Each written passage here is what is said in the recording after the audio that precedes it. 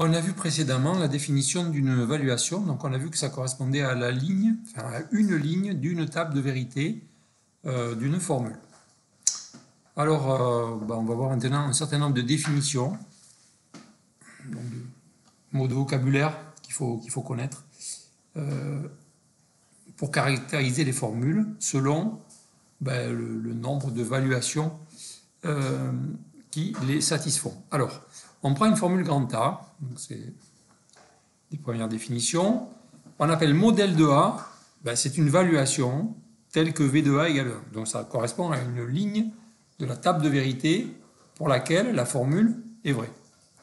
Donc, un modèle de A, c'est une valuation V telle que V de A égale 1. Dans ce cas-là, on dit que V, la valuation, satisfait la formule A.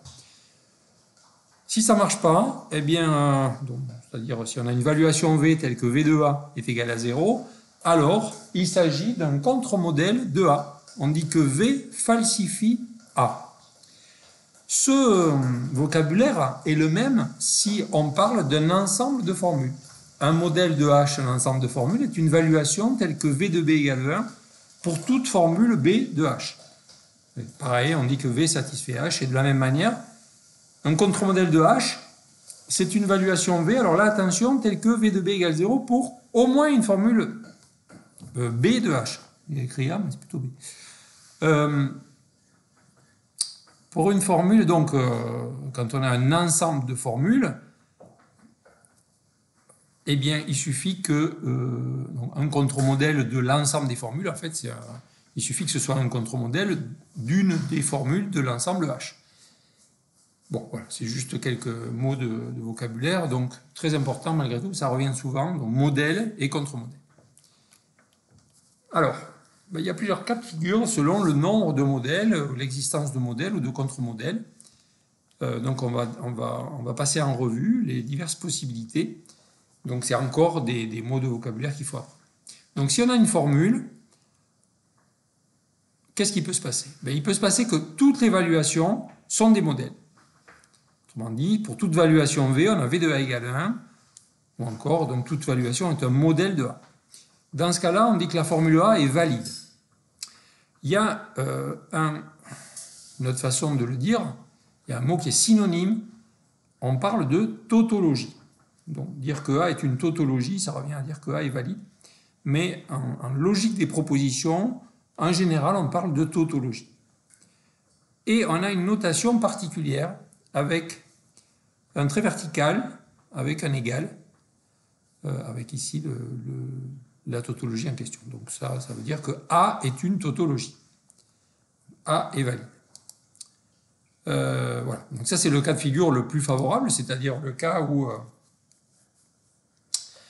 toutes les évaluations sont des modèles. Alors si ça ne marche pas tout le temps, ça peut quand même marcher au moins une fois. Alors dans ce cas-là, on va dire que la formule est satisfiable, ou encore consistante, c'est-à-dire le cas où on peut trouver au moins un modèle, c'est-à-dire une évaluation telle que V de A égale. Alors, ça peut se passer encore plus mal, c'est-à-dire qu'il est possible qu'on ne trouve aucun modèle. Donc toutes les évaluations sont des contre-modèles. Dans ce cas-là, on dit que la formule est insatisfiable, ou encore inconsistante. Un mot qui est synonyme, c'est de dire que A, la formule A, est contradictoire. Donc, dans le meilleur des cas, c'est une tautologie. Dans le cas intermédiaire, c'est une formule qui est satisfiable. Et si ça ne marche jamais, alors on dit que la formule est insatisfiable, ou encore inconsistante, ou encore contradictoire. Alors attention, il y a aussi le mot invalide. Mais invalide, c'est juste le contraire de valide. Donc le contraire de toute valuation est un modèle. Donc invalide, c'est toutes les valuations ne sont pas des modèles. Mais ce n'est pas pareil que contradictoire, qui veut dire toutes les valuations sont des contre-modèles. Donc attention à ça. Donc A est valide, ça veut dire que non A est insatisfiable, c'est-à-dire que toutes les valuations sont des contre-modèles de non A. Donc c'est équivalent à dire que toutes les valuations sont des modèles de A. A est invalide. Ça veut dire que Si A est invalide, ça veut dire qu'il existe au moins un contre-modèle de A. Un contre-modèle de A, ça sera un modèle de non-A. Et donc non-A sera satisfiable. Voilà. Et enfin, attention, le symbole qu'on a fait intervenir là pour traduire qu'on a une tautologie, ce symbole-là, eh bien, ce n'est pas un symbole du langage forme. Le langage forme, je vous rappelle qu'il a été défini précisément. Bon, il y a la base avec des symboles de proposition. Ensuite, il y a 5 connecteurs. Il y a des parenthèses, des virgules peut-être. Et puis, c'est tout. Hein, il n'y a même pas de virgule d'ailleurs. Il n'y a pas de virgule, il y a juste des parenthèses.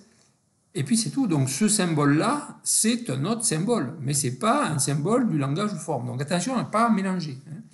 En fait, ce symbole-là, il s'applique à une formule. C'est pour dire une formule est une tautologie. Donc, ce symbole-là, on va en voir d'autres, des symboles comme ça. En fait, il décrit les formules. Mais il ne permet pas de construire des formules. Il permet de parler des formules. Donc, si l'ensemble des formules, on a dit que c'était le langage des propositions, quelque chose qui permet de parler des formules, bah, ça a un nom, on va appeler ça un métalangage. C'est le métalangage.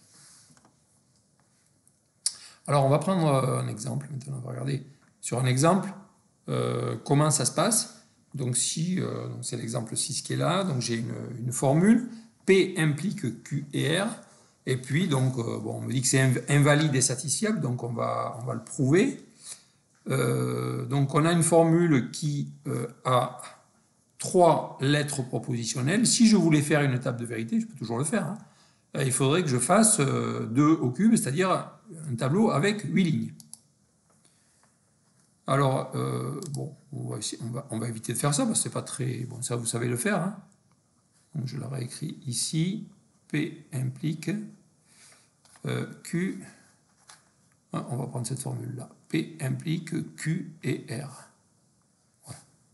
Donc ça, c'est une formule. Voilà, une formule. Oh là. Oh là là. Alors, on va arranger ça.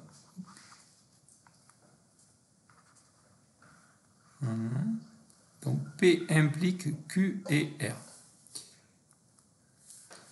Alors, pourquoi elle est satisfiable? Sans faire de table de vérité. Hein. Si je prends V de P égale 0, eh bien, alors ça c'est F. F égale ça. Eh bien, je peux dire, je peux en déduire directement que V de F égale 1. C'est-à-dire que toute valuation pour laquelle V de P égale 0, je prétends que toute valuation pour laquelle V de P égale 0 est un modèle de F. Pourquoi? Parce que j'ai une implication. Et une implication, si vous regardez bien, elle est vraie quand ce qui est à gauche est faux. Alors c'est un peu étonnant, mais pourtant c'est bien ce qu'il y a écrit, si vous regardez, c'est bien ce qu'il y a écrit dans la définition. Ça c'est un cas, c'est pas le seul, mais c'est un cas où une implication est vraie. Donc il suffit que je prenne une valuation telle que V de P égale 0, alors je vais lui donner un nom à cette valuation, c'est V1. Donc si je prends la valuation, alors pour la décrire complètement, cette valuation, il faut que je la décrive sur toutes les lettres qui interviennent dans la formule. Donc si je prends V de 1 de P égale 0, puis si je prends V de 1, V1 de Q égale V1 de R égale 0, par exemple, j'aurai V1 de F égale 1. C'est-à-dire que V1 de Q et V1 de R, en fait, je peux les prendre comme je veux. Ça ne va rien changer. Peu importe ce qu'il y a ici, de toute façon, si au départ j'ai quelque chose qui est faux, l'implication sera vraie. Donc, des modèles, là j'en ai un, mais si je veux, j'en ai 4. Puisque je peux choisir V1 de Q et V1 de R comme je veux. Je peux mettre 0, 1, ça marchera toujours. Donc, ben oui, j'ai trouvé au moins un modèle, en fait j'en ai trouvé 4, donc la formule F, elle est satisfiable. Donc F est satisfiable. Pour autant, est-ce que c'est une tautologie? Est-ce qu'elle est valide? Autrement dit, est-ce que tous les modèles est-ce que toutes les évaluations sont des modèles? Ben non, je dois pouvoir trouver un contre-modèle. Alors si je cherche un contre-modèle, qu'est-ce que je peux faire? Ben, comme j'ai une implication, la seule façon pour que ça ne marche pas, c'est qu'il faut que je parte de, alors je vais l'appeler V2, quelque chose qui est vrai, V2P égale 1, et puis il faut que je me débrouille pour qu'ici j'ai quelque chose qui soit faux. Donc si je prends V2 de Q égale V2 de R égale 0, j'ai bien une implication où je pars de quelque chose qui est vrai, où j'arrive à quelque chose qui est faux, puisque j'ai à la fois Q et R qui sont faux. Donc ça, ah ben, ça sera bien un contre-modèle. Et donc, ça prouve bien que la formule F, elle est satisfiable, et pour autant, ce n'est pas une tautologie. Donc voilà, en regardant, tout ça pour vous montrer qu'en regardant la formule, alors évidemment, elle est simple, mais souvent, même sur des formules un peu plus compliquées, on peut comme ça, avec un peu d'habitude, trouver un modèle ou peut-être trouver un contre-modèle.